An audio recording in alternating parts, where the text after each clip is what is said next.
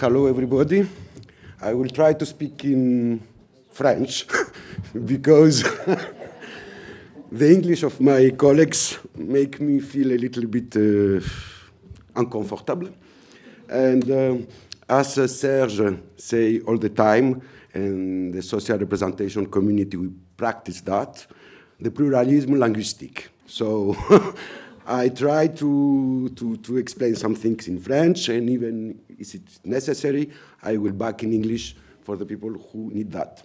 So when we decide to... Quand nous avons décidé donc, de faire ces meetings et d'organiser, donc voilà, c'est ce que nous sommes en train de faire aujourd'hui. Nous avons pensé, proposé un certain nombre de réflexions à partir de ce qui a été dit ici, mais aussi par rapport, je dirais, à l'héritage de Serge Moscovici.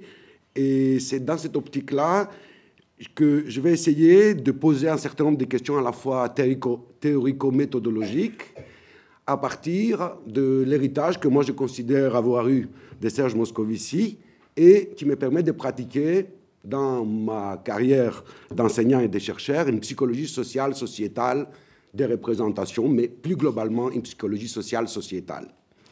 Je vais commencer par ce que j'ai appris être, je dirais, la spécificité de ce que je fais, de ce qu'est la psychologie sociale là-dedans, et pourquoi je me définis en tant que psychologue social, à partir de quelque chose que vous connaissez déjà, puisque tout le monde en parle.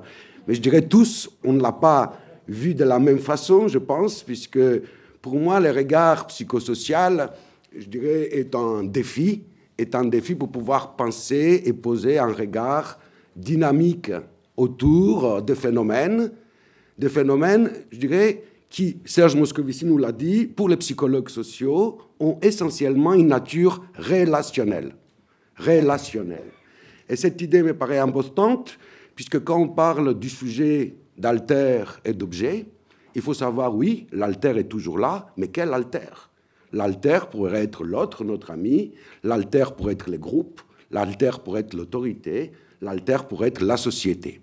Donc, dans cette optique-là, je dirais, ce qui me paraît important, c'est de voir en fait comment la relation sujet-objet est une relation qui, ipso facto, médiatise la relation sujet-autrui et la relation autrui-objet.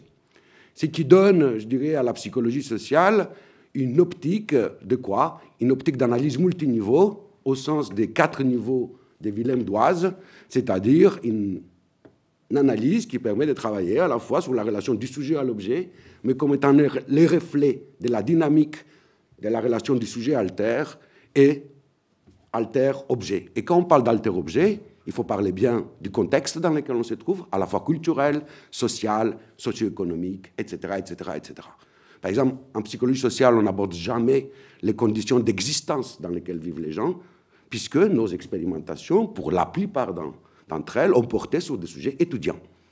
Or, beaucoup de collègues, je ne vais pas revenir là-dessus, ont fait, je dirais, une critique assez intéressante de savoir de notre discipline comme étant sociologiquement située.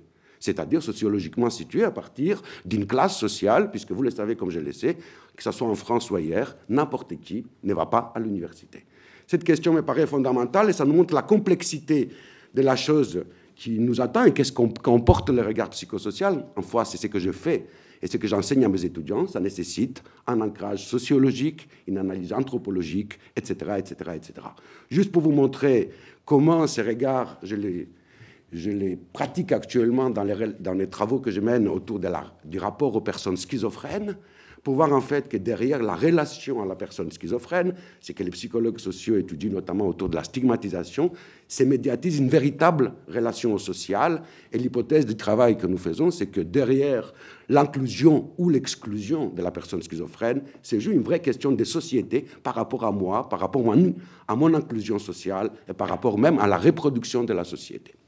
Donc, ce n'est pas du tout autour de tout ça, mais c'est tout de même une question importante qui me permettra d'arriver avec 2 petites remarques bien réductrices, c'est-à-dire que la thèse psychosociale que, de mon point de vue, nous permet de défendre le regard psychosocial, c'est quoi? C'est que nous devons adopter une approche holistique, phénoménologique et compréhensive, qui vise à situer les individus dans un monde d'objets, qui sont pensés et appropriés en relation avec autrui, dynamique relationnelle et intergroupe, au cœur même des processus d'inscription et de participation sociale. Ce qui permet, je dirais, de montrer l'ambition de la psychologie sociale, qui était celle de Moscovici, de participer à ce qu'il appelait une science sociale de la connaissance. Cette question me paraît d'autant plus fondamentale puisque le regard psychosocial, la psychologie sociale de Moscovici, nous appelle donc à considérer que notre objet en tant que psychologues sociaux est un ensemble de phénomènes complexes, polymorphes, dynamiques et multidéterminés par des facteurs macro et micro-contextuels. Je pense que lorsque je pose ces questions-là, c'est parce qu'il me semble qu'on a toujours du mal, je dirais, à penser la question de la méthode en lien avec l'objet, le phénomène que nous devons étudier. En psychologie sociale, et pas seulement en psychologie sociale, pendant trop longtemps, il y a un débat qui a été posé autour de la méthode, où la méthode était un objectif en soi. Or, la méthode est un moyen pour pouvoir atteindre le phénomène. Et cette question me paraît importante. Pourquoi? Puisque, ma foi, ce n'est pas une question de méthode. Moi, je rappellerai, puisque ça a été rappelé tout à l'heure par rapport à Milgram, que la force du travail de Stanley Milgram, ce n'est pas seulement les expérimentations, c'est les niveaux d'analyse et d'explication qui mobilisent pour montrer que ces phénomènes-là sont des phénomènes liés à la socialisation dans notre culture, au sein des groupes, etc. Et c'est ce niveau d'explication des types sociaux qui, de mon point de vue, a été perdu ou mis de côté au profit, je dirais, et de mon point de vue au détriment, justement, de l'analyse du social. Donc, je dirais, pour essayer de voir pourquoi et dans quel sens je vais poser les remarques que je vais poser, c'est-à-dire, je pourrais dire que, de mon point de vue, dans ce que je fais personnellement, j'utilise la théorie des représentations sociales en tant que cadre paradigmatique. Ce n'est pas une théorie classique, comme on peut voir d'autres théories en psychologie sociale, par exemple la théorie de la dissonance cognitive. Dans la théorie des représentations sociales, on a une théorie plutôt paradigmatique. Moscovici lui-même distingue différents types de théories, les paradigmatiques, les opératoires, c'est-à-dire, excepté la déclinaison de l'approche structurale, de la théorie structurale des représentations, les autres façons de travailler les représentations sociales ne nous permettent pas forcément d'appliquer un savoir au même titre, par exemple, que le savoir théorique issu de la dissonance cognitive, c'est-à-dire faire des hypothèses, etc., etc., etc.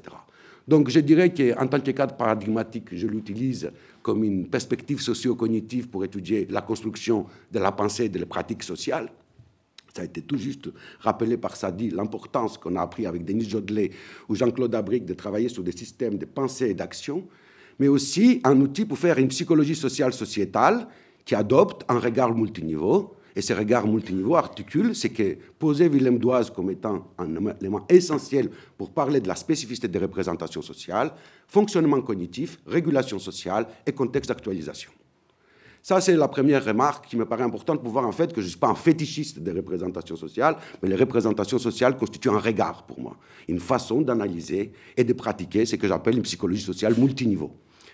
De l'autre côté, je dirais, Serge Moscovici a beaucoup insisté face à cette espèce de méthodolatrie. Moi, j'utilisais dans certains de mes papiers l'idée de méthodolatrie et méthodolatrie, que ce soit du côté des expérimentalistes, mais aussi du côté des méthodologies qualitatives.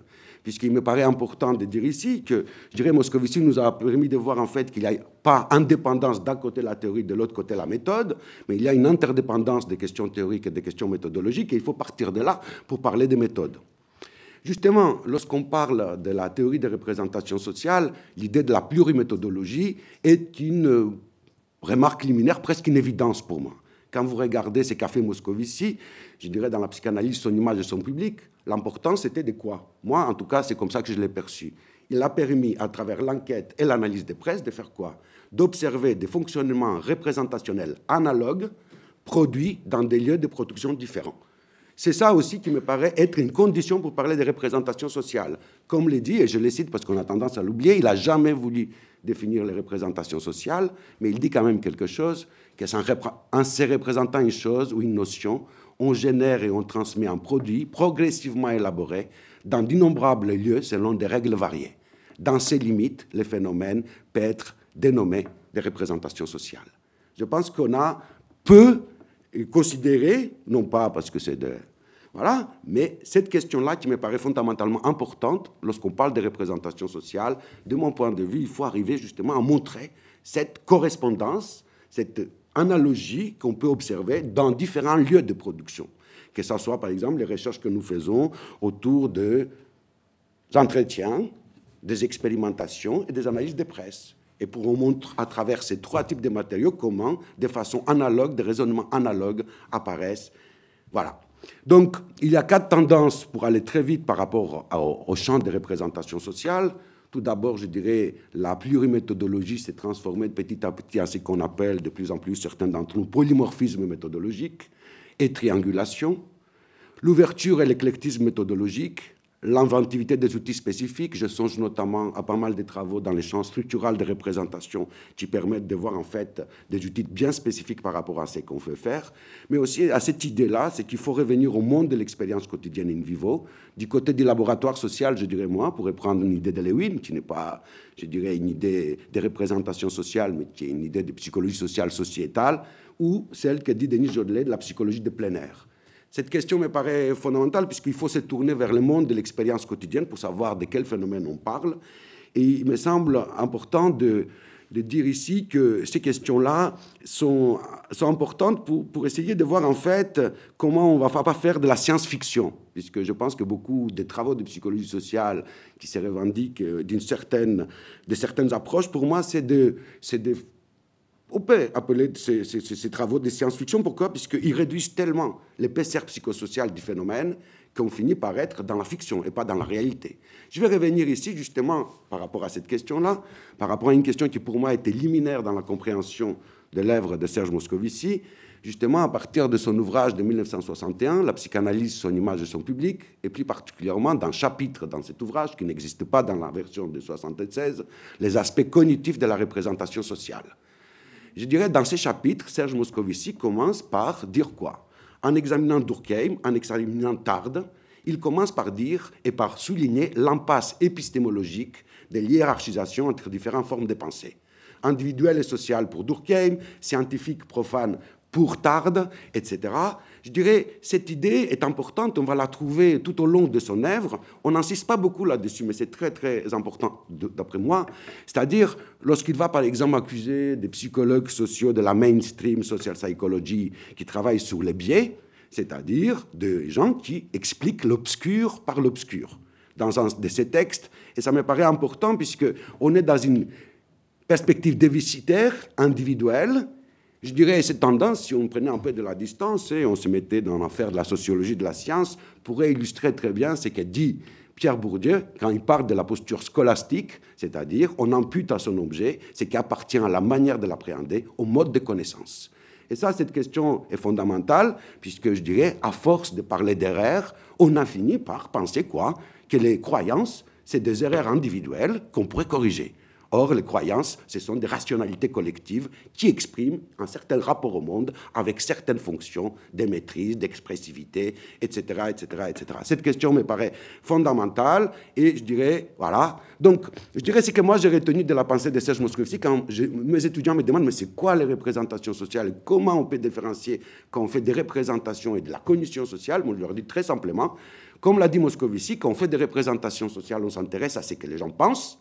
Et quand on fait plutôt de la cognition sociale, et je ne vais pas être ni dans la stéréotypie ni dans la réduction, dans les modèles mainstream, et je renvoie notamment à l'article d'Ellen Joff, Risks, From Perception to Representation, on s'intéresse souvent à ce que les gens devraient penser, et pas non pas à ce que les gens pensent.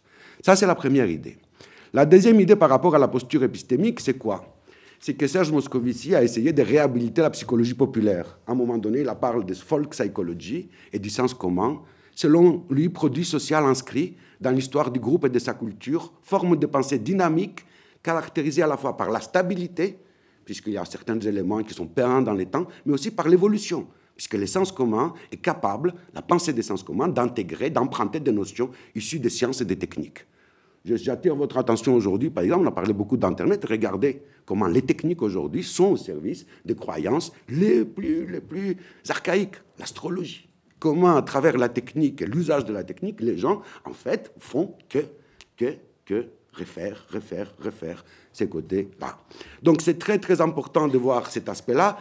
Et je dirais que ce n'est pas une idée propre à Serge Moscovici. Moi, je suis de ceux qui pensent que la psychologie sociale a eu toujours cet héritage. Je suis frappé de voir en fait que mes collègues lisent Fritz Heider comme étant, je dirais, le père de la rationalité. On a un modèle de l'équilibre rationnel cognitif. Quand vous lisez les livres de Heider, c'est la théorie de l'amour et la phénoménologie allemande qui lui permet de comprendre et de dire un certain nombre de choses.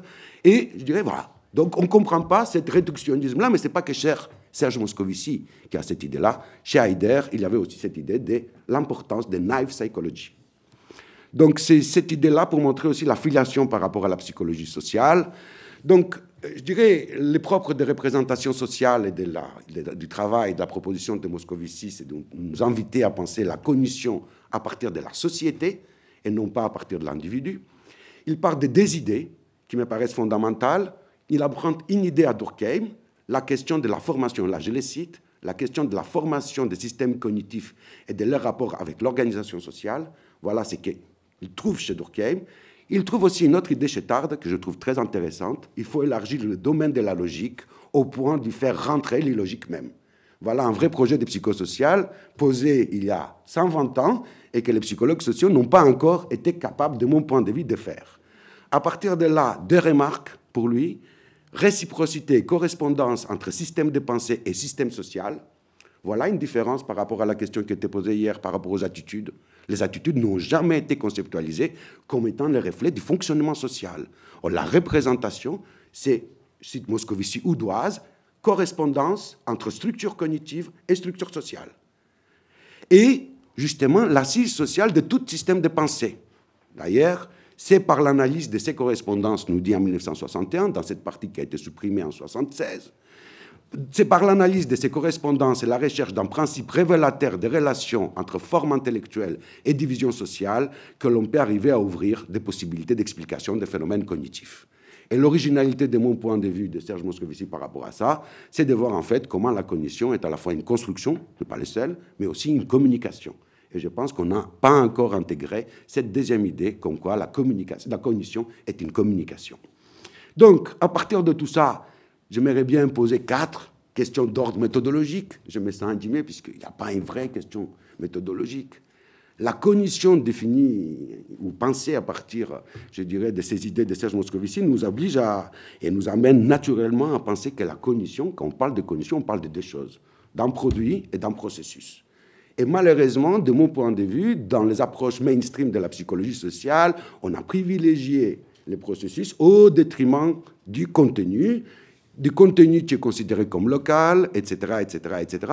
Donc, cette idée me paraît importante, puisque si on veut étudier la représentation, la cognition sous son double aspect du processus, il faut être capable de proposer des dispositifs méthodologiques. C'est ce que j'ai fait, par exemple, dans mes travaux sur la sexualité, l'amour et les risques du VIH, une articulation entre le qualitatif et l'expérimental, où je peux montrer justement comment, y compris le sens, peut être manipulé expérimentalement, peut être provoqué expérimentalement et peut être mesuré, c'est-à-dire le raisonnement symbolique. Ça, c'est la première idée pour sortir de ces oppositions un peu stériles entre qualitatif d'un côté, expérimental de l'autre.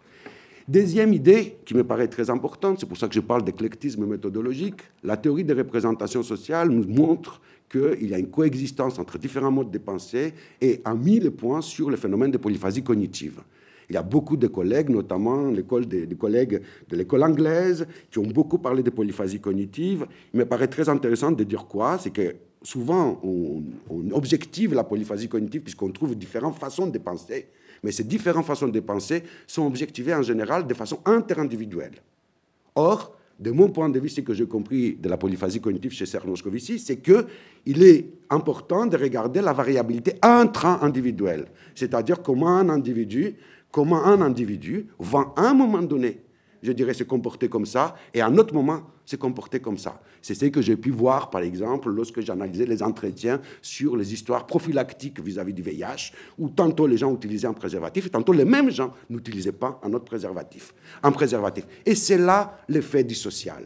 On retrouve là les projets épistémologiques des MID, étudier le rapport de l'organisme individuel au groupe et à la socialisation avec les aspects notamment normatifs. Donc, je préconiserais là, ce qu'on appellerait un individualisme méthodologique, c'est-à-dire travailler sur des études de cas. des études des cas qui sont très importantes, qui nous permettent justement de pouvoir penser ces questions-là.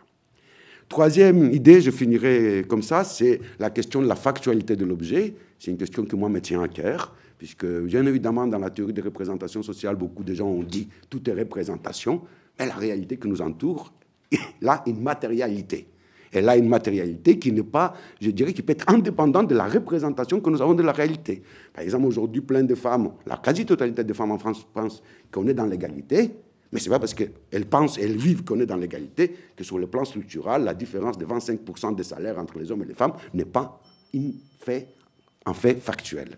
Donc, revenir à la factualité de l'objet, ça nous permettrait peut-être de penser différemment la méthodologie et de voir aussi comment on va adopter des méthodes qui sont issues de l'anthropologie, de l'ethnographie, voire de la sociologie ou de l'épidémiologie, comme j'ai fait moi au niveau de la santé, je dirais, pour essayer de penser cette question de la factualité de l'objet. Et enfin, et je pense que c'est peut-être ça que Serge Moscovici m'a appris beaucoup, et c'est ça qui m'a intéressé, les chercheurs. Les chercheurs qui ont le point aveugle, je dirais, dans cette approche positiviste de la science, qui pense que le chercheur est objectif. Je pense que si on regarde, je dirais, les variables dépendantes de pas mal d'expérimentations qu'on trouve aujourd'hui en psychologie sociale, nous verrons quoi? Nous verrons l'idéologie dominante du moment, intériorisée par les chercheurs et pensée comme étant, je dirais quoi? Pensée comme étant là, voilà. Je vous invite d'ailleurs, pour les gens, j'ai fait ce travail-là concernant l'échelle de perspective temporelle de Zimbardo pour montrer en fait comment les psychologues sociaux utilisent une façon de mesurer la temporalité qui correspond à quoi? À une norme sociale efficiente dans les systèmes de société néolibérales, un reflet de ce que Foucault appelle la biopolitique, c'est-à-dire une façon de se présenter comme performant par rapport à soi. Mais je dirais les points aveugles, on a parlé beaucoup d'histoire, d'influence minoritaire hier, je finirai par ça. Si on lit, je dirais, l'intro de psychologie de l'influence minoritaire, il faut se rappeler que Serge Moscovici en insiste beaucoup là-dessus. Il a pensé à tout ça parce que lui-même, il était engagé, parce que l'histoire des hommes, c'est l'histoire des idées. Milgram lui-même, dont on a parlé, il a fait tout ça parce qu'il a eu des expériences propres. Et je pense que si on regarde un peu loin la psychologie sociale, on peut voir souvent, que, puisque nous sommes intéressés par la réalité, par ce qui nous entoure, souvent, je dirais, les théories, les concepts, etc., sont étroitement liés avec des trajectoires individuelles, des contextes culturels, socio-historiques, et je pense qu'il s'agit là de quelque chose qu'il faut arriver à intégrer, à penser et à assumer. Merci.